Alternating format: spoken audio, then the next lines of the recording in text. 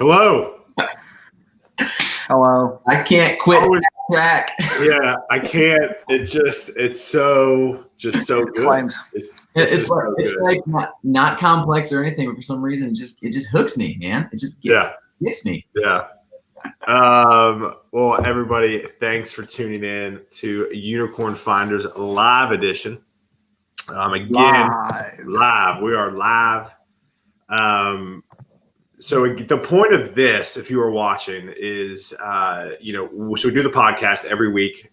We have a great guest this Friday. We will be going live. Jamin Holmgren, he's a CTO out in Portland, and we're talking about open source leadership. I don't even know what that means. Jamin said that's a great way to start out the podcast question. So we're looking forward to learning about that.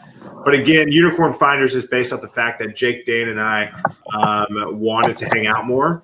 We also know a lot of people, and we wanted to find the unicorn in both business and relationships. So that's why we do Unicorn Finders. But we're starting to go live because we obviously just want to hang with you, right? I think the podcast is live, but we talk about topics, and here we all just kind of want to hang out and talk about kind of topics that are kind of top of mind for us. And so today we're going to talk about networking. And why you should network. I think there's this big misconception where you shouldn't network if you have a job. And so, Dan, we were kind of talking off air. I'm curious for your thoughts. We're like, hey, I like LinkedIn, but there's other ways to do it. So we can talk about during COVID or post-COVID, but I'm interested to hear your thoughts because I cut you off so we could go live with the piano music. Yeah, no, you're good. You didn't ask me how the weather was, and today's like the one time I want to tell you that we're like experiencing Florida weather right now. We got a nice little tropical storm brewing off of our coast. It's about to come in. Very Florida. Under hurricane. Yeah. I mean, middle of November, hurricane watch. First time I've ever experienced that, I think. But I'll tell you this, and I want to talk about LinkedIn. We certainly can, but I want to say this message. Anybody that's listening or anybody that will listen back to this. Is I think it's so important that when we talk about the phrase networking, it's not, and we talked about this last night with Danny Thompson and his group, that it doesn't have to be these huge conferences. They don't have to be these huge events. There's so many ways to go out and meet people and go to a place where you're comfortable, go to a place where you understand the types of people that are going to be there and that you feel like you can thrive in that type of environment. For some people like Jake, that's probably a huge, massive conference. For some people, it might just be like, 6 people that meet at a coffee group that talk about God knows what, right? Networking doesn't have to just be around all industry professionals at these massive events. Truly find places that you're interested in and truly find places that you're going to thrive. If you're an extrovert and you're really out there and boisterous, maybe sitting in a small group at a coffee shop might not be perfect for you. Then vice versa, maybe being that introvert isn't going to be the biggest, event or the biggest benefactor for you to go to a big event. So that's the big networking kind of mantra that I want to give before we ever talk about networking or things of that nature. Go to a place that you're going to feel comfortable. I love that. Jake, any thoughts? I mean, so the question we get a lot is like, hey, do I need to network if I have a job? Yeah. To put it quite simply, yes, absolutely. I mean, it's kind of amazing to me how many people I've talked to, especially this year, but at many other years, when there was not a pandemic going on, where they only had they never used LinkedIn ever. They had like 82 connections and they never went to any meetups or anything because they're like, I love my job. I'm going to stay here. I've been here for 6 years. I don't plan on doing anything else, which is awesome conceptually, but companies fail. Companies get acquired. Companies are merged. There's redundancies, and or there's projects that get cut for whatever reason, and then you might be out of luck. And you want to be prepared in some regards, not to network out of fear, but network out of preparedness and having just being ready. So yeah, it's kind of interesting. Jake, I don't know if you're done. Let me hop in there for a second. I know I'm talking a lot. So I would say that the best thing about networking is that networking, it doesn't have to just be job based, right? You don't have to network just to get a new job or put yourself in the best position, right? So networking truly is about creating and growing your network. And what does that mean? That's going to be people that you learn from, that you teach, that you can share mutual interest in that you could potentially help in the future. I think a lot of times, and Jake, this isn't a slap at you, but like a lot of times people are like, okay, I need a new job. I need to go network. You should always be networking because that helps you build who you are, right? Like that makes you a better person. That makes you a better friend. That makes you a better spouse, makes you a better member of society, right? Like all of those things are encompassing in what networking is. So I don't want you guys to think that networking is just not you guys, but those guys. That networking is just a job thing, right? Because Jake, you're not looking for a new job, right? But you still go out and network all the time, right? Taylor, same with you, right? And yeah, you're looking to find clients and candidates, and you might stumble across them, but you're also going to find a guy that you might go play hockey with, or a guy you might go to church with, or a guy that you might, share Jeep, fondness over, whatever it might be. Jeep fondness. I love that. If there's one thing that comes out of this, it's Jeep fondness. No, and I think, Dan, you're right. I think people are like, I have to network for a job. And this is me telling you right now, this is me giving you permission, if you need permission on a Wednesday morning, that it's okay to network with things you enjoy, right? I think networking is kind of this word where like, ooh, I have to network. That's awkward and stuff. I have met more software engineers playing ice hockey than I have ever would have thought. Ice hockey and CrossFit are the two ways that I've met so many people, to the point where it's almost comical because I love both things so much that it's just easy. And so, again, do things you love, and I think you'll eventually meet the people. I'm not talented at either of those things, so they keep kicking me out. So I don't know anyone. Exactly. Whatsoever. But yeah, I mean, I think another phrase for it is that you got to find your tribe, right? Find your community, and if you don't have that professionally or personally, get plugged in, right? It's you can't sit on the outside of life, can't sit on the outside of business and expect good things to come, expect a fullness of life, so go plug in, go get plugged in. Don't hide away. People face to face, they're way better than people online. People online. Let me ask you this though. Yeah, let me ask you this though. So let's say some people are watching still, 7 minutes through. Thank you for still watching. What if you're like, okay, well, I don't feel comfortable going out. Yeah. Like, and so how do I network? Like COVID wise? Yeah, COVID wise. So like what would you say, and what kind of maybe some tips and tricks that y'all would recommend right now? I mean, I think that a lot of events are going on virtually, right? I think that there's a lot of Zoom, there's a lot of meetings. I mean, Jake, I think you're doing your networking thing, right? Virtually, right? So, certainly it's a challenge, and certainly it's going to be different, but I think that there's online communities that are out there, and maybe there are communities that are online, or there's message boards, things of that nature. Maybe there's, apps that are local, like the Nextdoor app, right? Or, definitely, Taylor, if you want to dive into LinkedIn, certainly LinkedIn is a vibrant place right now. I mean, I think that, LinkedIn is probably your most vibrant it's ever been, just because people are working from home. They have more time. They're trying, and they crave that social interaction. We are social creatures. We crave that interaction. So if you find something, I know that there's groups that are doing board games, online, and they're or over Zoom. I know that there's people that are doing small group or religious groups, together that are small, right? Whatever it is, there's almost all of the networking groups here in Tampa that are tech-based have moved to some sort of online format where they have an area or a way that you can grow and learn from each other. So, seek those out and find out if the things that you're interested are doing that as well. Yeah, I dig that. I think people, one of the things I've really done personally is ramp up my social media side of things. And when I say social media, there's different people. For me, I say it's really the current state of the internet. I mean, at the end of the day, we either spend our time, not Jake, but the majority of the country spend our time on Instagram, Twitter, Facebook, whatever.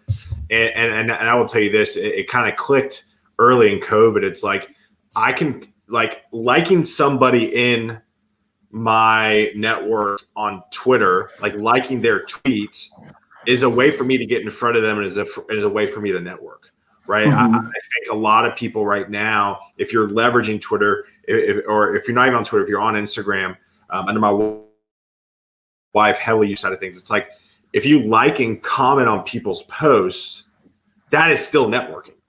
Yeah. And like a lot of people don't think of it that way. But for me, I have made, I'm going to tell a quick story, right? Storytime. There's this guy out in California. His name is Brian Gans. Brian's a good dude. I've never met Brian before. Brian and I started a bromance over Instagram. Brian. How? Tell us the story. Yeah. So Brian and I both played roller hockey. Okay. Brian was an avid CrossFitter. And he liked black coffee like I do. And so we somehow got connected over Instagram. I don't know how. And I started to like his stuff. He started to like my stuff, kind of like very high school girl guy-ish, right? I love romance. And then we would start like messaging each other. Like, we see each other play hockey, message each other. We see each other at tournaments, or I see him at tournaments. He's a better hockey player than I am. I'd message him, see how he did.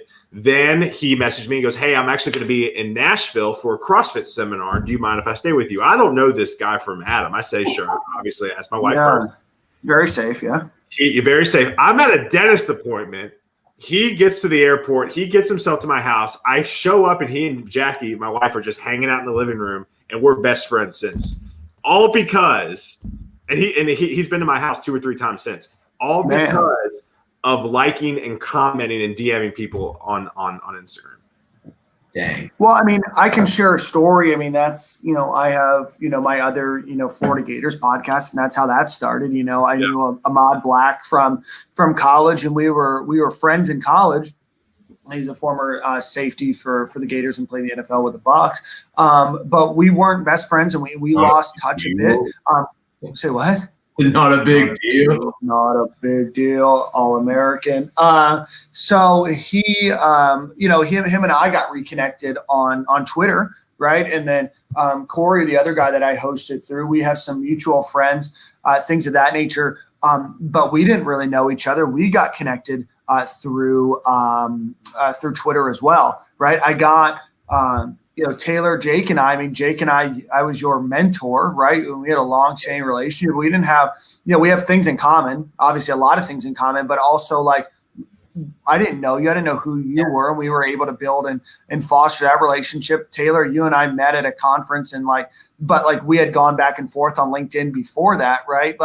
So a lot of these things are just going out and finding people that have, mutual interests or mutual things in common with you and stepping out of your comfort zone and being okay. It's okay to be vulnerable. But it's also okay to know that not every relationship you have is going to be your best friend. Not everyone's going to turn into, a roller hockey playing, black coffee drinking, guy that stays at your house. Maybe it's just, oh, hey, that's somebody that shares cool things on Instagram. I'm going to like that post. Right. Yeah. I mean, Jake, do you have any stories? I mean, you don't leverage. That's how Gary Vee and I became friends. I just like his stuff over and over, over and over again. No, it's true. I mean, again, back to it. It's about relationship and connection, right? You can't live life alone. You can't do your job alone. Can't do any of that stuff alone, right? Just being purposeful about creating those relationships, right? So, and then maintaining, of course. Okay? Absolutely. Yeah. What's your number one tip for maintaining a relationship of that you've made, or what are some of your networking tips that you have maybe after you've met somebody for the first time or connected with them, over the internet? So we have different tiers of relationships, right? Right. You have to have your core team, which is the full on doing life together, right? And that's that's the no secrets, no whatever. Just let it all happen, and then just kind of love each other through it, right? That's good. That's perspective, it comes down to just asking questions, asking questions. The more questions you ask, the more you know about the person, the easier it is to find the common interests and the easier it is to help. One of the ways that I stay relevant for my network and relationships is that I focus on making connections.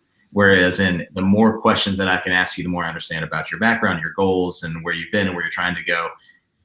To more people, the idea is just to let me be the connector. Let me help introduce. Let me be the matchmaker in this scenario. Not for business, just because it's a passion that I have for connecting people. And that's been one of the ways that I've built most of my deep relationships. Because it's been everything from as simple as do you have? I need a good painter. I'm yeah, actually, I know this guy who did one for us, and another friend you should talk to. Right. So it's just kind of providing that value through connections. Yeah. Taylor, what about you, buddy? I mean, for me, I definitely. So I'm really bad at keeping up with. I have a lot of connections. I'm really bad with keeping up relationships, and so I mean that's my fault. I mean, I'm an introvert at heart. People wear me out. I think I really need a purpose for people to keep them in my lives. I mean, if we're being vulnerable and transparent, one of the reasons why I want to start Unicorn Finders is because I love both you dearly.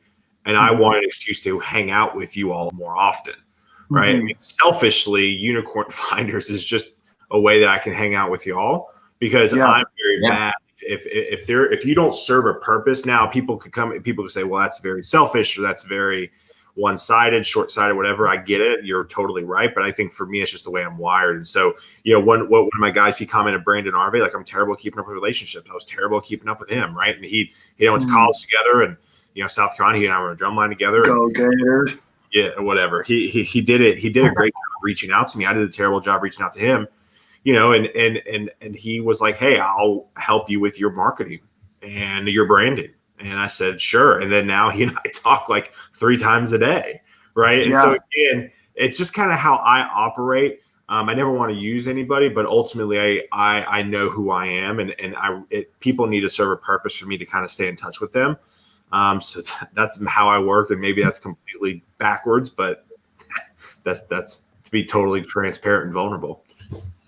Yeah, I mean that's certainly true, and I think an important thing to remember. I mean, we can get into this a little psychology talk here. I mean, is that there are people that are different than you, right? I mean, I'm somebody that reaches out to people a lot. I feel like I'm pretty good at keeping in touch with people. But if I don't feel that that's reciprocated, I take it personally, right? And that's tough. That's something that I'm trying to overcome, is that people communicate differently, right? And Taylor, you're somebody that is a little bit more on the introvert side. And introvert doesn't mean quiet either. It just means that you like your kind of personal space. You derive energy from within.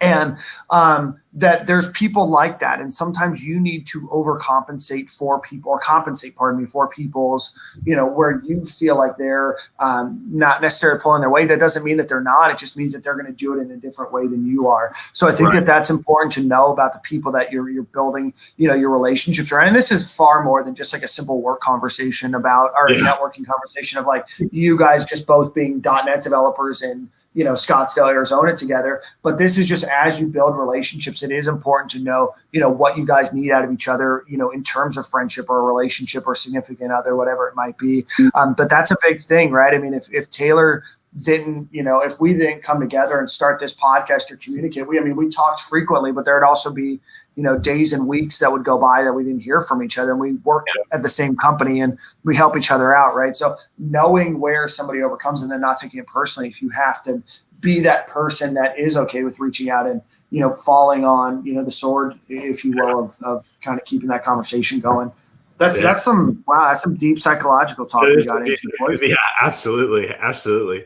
Well, as we wrap up here, again, I want to say thank you for all the veterans out there. Again, thank you for your service. Everybody that has served, y'all are all rock stars, and we appreciate it an absolute ton. I know I do. And so, again, thank you all for tuning in. Quick 15. This went 20 minutes. We got deep, boys. Man. Maybe there's more here we can kind of talk about. I think maybe we struck a chord. But again, we will be going live this Friday, and looking forward to hanging out with you boys then. That's right, baby. Have a good one. Love you, mean it.